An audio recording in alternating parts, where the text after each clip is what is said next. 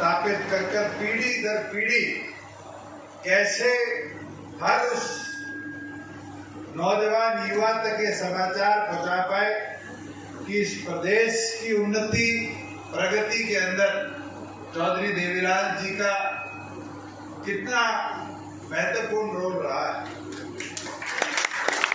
साथियों, मुझे वो समय भी याद है जब मैं सनावड़ में शिक्षा ग्रहण कर रहा था और छुट्टियों में आते थे और 100 नंबर पर तेजाखेड़ा फार्म पर जहां भी चौधरी देवीलाल जी के साथ बैठने का मौका मिलता था तो पहली चीज एक पूछी जाती थी, कौन सी क्लास में हो गया, और फिर धमकी दे के दिया जाता था और पढ़ मौका है, और पढ़ मौका है। और मुझे लगता है उस पढ़ाई की अहमियत को समझते थे और उसी सपने को आज 108 डिजिटल मॉडल लाइब्रेरी के स्वरूप में जो निर्णय के तौर पर डॉक्टर जय सिंह चौटाला जी ने लिया है, मैं मानता हूं कि इस वर्ष में सच्ची श्रद्धांजलि, सच्चे पुष्पार्पण अगर चौधरी देवीलाल जी के प्रति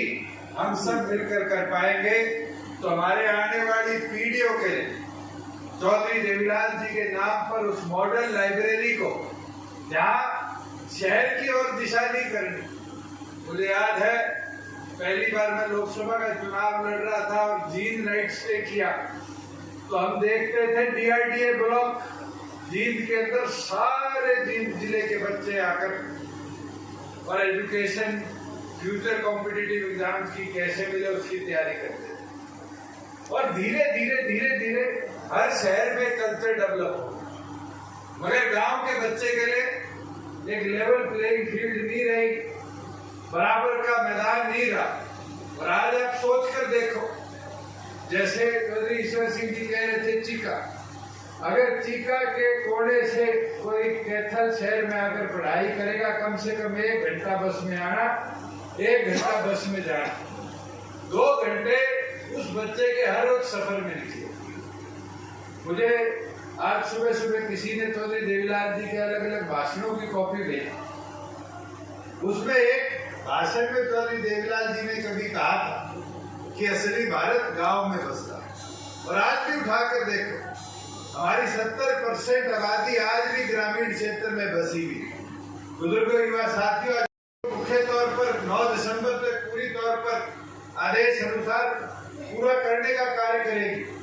मगर ये तो आप लोग भी उठाकर अपने लिए एक टारगेट ले सकते हो कि मेरे गांव को शिक्षित समृद्ध बनाना है, कोई इंफ्रास्ट्रक्चर मैं भी गांव वालों के सामाजिक तौर पर इकट्ठा कर बनाने का काम करूं। और मैं विश्वास दिला देता हूं, अगर कॉम्पिटिटिव एग्जाम की हम किताबें भी गांव में पहुंचाने लगे तो आप देखना फिर कैसे शिक्षा में नहीं IAS हो, IPS हो, केंद्र की नौकरियां हो, प्रदेश की नौकरी हो, दूसरे प्रदेशों की नौकरियां हो, हमारे बच्चे उसको पूरी तरह ग्रहण कर पाएंगे। और मुझे तो पिछले दिनों चौधरी ईश्वर सिंह जी के गांव में जाने का मौका मिला, वो दिन भी याद है। इनने अपने खुद की पारिवारिक जो जमीन इनके हिस्से आई उसको भी मेयर से लड़कर कि ग्रांट आप दो, मैं डॉक्टर अम्बेडकर भवन और लाइब्रेरी का निर्माण करूंगा। ये सोच आज शिक्षा का महत्व ये जानते हैं। इस उम्र में भी आज सर तीसरी मास्टर्स की डिग्री ले रहे हैं। मेरा और इनका मुकाबला चलता रहता है, इनका पेपर होता है हफ्ते 2 हफ्ते में, मेरा पेपर होता है। और शिक्षा के लिए आज देखो कोई उम्र नहीं। मैं यहाँ कितने साथी ऐसे बैठे हैं जिनको एक्टिव पॉलिटिक्स में तो पिछले 10-11 वर्षों से मैं देख रहा हूँ, मगर चौधरी देवीलाल जी की उंगली पकड़कर उनने अपना राजनीतिक जीवन शुरू किया कार्यकर्ता के तौर पर। और उन्हें देखा कि उस संस्था ने, स्वर्गीय चौधरी देवीलाल जी ने अपने जीवन में कैसे कैसे कदम उठाए और आज उसका फल हम खा रहे हैं। जैसे बात रखी गई थी काम के बदले अनाज। साथियों, झज्जर में बाढ़ आई थी, बांधने के लिए मजदूर नहीं थे, लोगों को प्रोत्साहित किया चौधरी देवीलाल ने कि आओ मिट्टी घेरो, और मिट्टी घेरने के बाद जब शाम को घर जाओगे बांध बनाकर तो जाते हुए हम बदले में अनाज देने का काम करेंगे। और आज उसी योजना को पूरे देश में कम लागू होता देख रहे और उस योजना का नाम बदल कर क्या हो गया, मनरेगा। साथियों, आज जच्चा बच्चा योजना उठा लो।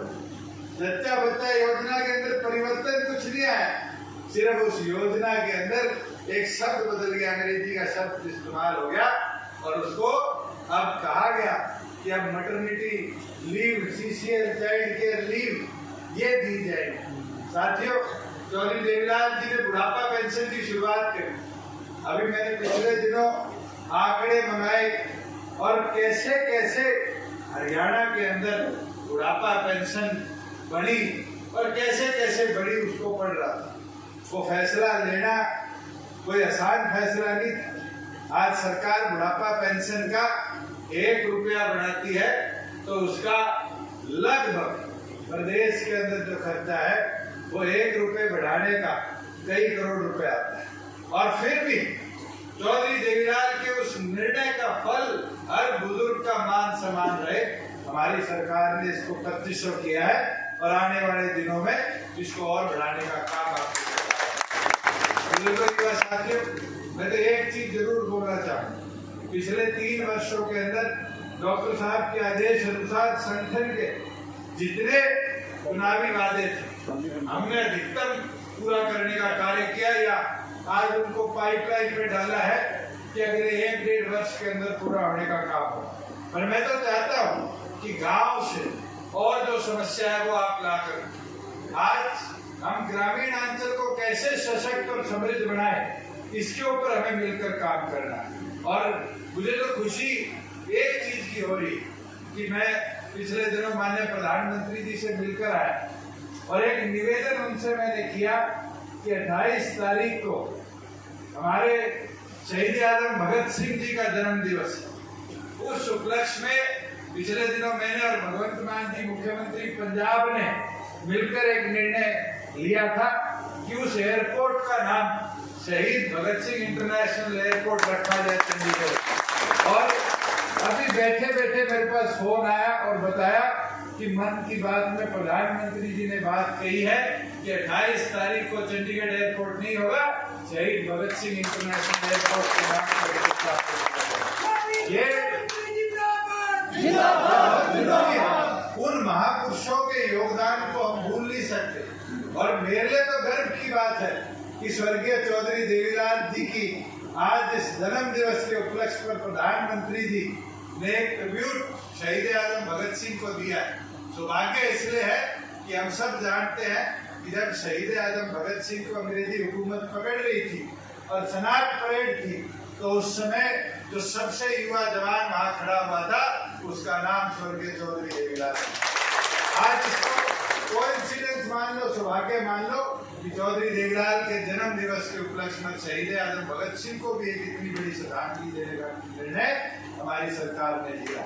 मैं तो आपसे विनती प्रार्थना यही करूंगा कि आज ये संकल्प लेकर जाओ कि यहाँ से जब घर जाए तो जो भी व्यक्ति मिले उसको चौधरी देवीलाल जी को याद करवाने का काम करे कि हम पीढ़ी दर पीढ़ी उनके करे कार्यों को हमारी पुश्तों तक आने वाली पीढ़ियों तक भी इसी तरह याद करवाते रहे, उसकी गुणगान कराते रहे। मैं तो इसके साथ आप सब आज यहाँ चौधरी देवीलाल की प्रतिमा को स्थापित करने के लिए पहुंचे। मौसम ने लड़ाई बहुत ली और पिछले 2 दिन के अंदर तो जिस तरह से बारिश हुई है, बाजरे के अंदर भी, हमारे गन्ने के अंदर भी, सूरजमुखी के अंदर भी और तो और जीरी के अंदर भी नुकसान हुआ है।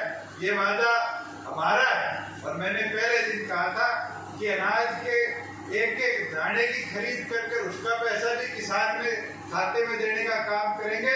और अगर कोई नुकसान हुआ होगा तो गिरदावरी अभी खत्म हुई है, स्पेशल गिरदावरी कराकर उसका भी भरपाई पूरी किसानों को पूर्ण आपका मैं आभार प्रकट करता हूँ और यही विनती करता हूँ कि आज चौधरी देवीलाल जी के जन्म दिवस के 108 साल पूरे होने पर और 109वीं जयंती के इस उपलक्ष्य में हम सब ये संकल्प लें कि उनके विचारों को मजबूती से आगे ले जाने का काम करें और उसके साथ साथ चौधरी देवीलाल जी के विचार अनुसार जननायक जनता पार्टी को और मजबूत कर डॉक्टर अजय सिंह चौटाला जी की ताकत को और बढ़ाने का काम करें। आपका बहुत बहुत धन्यवाद।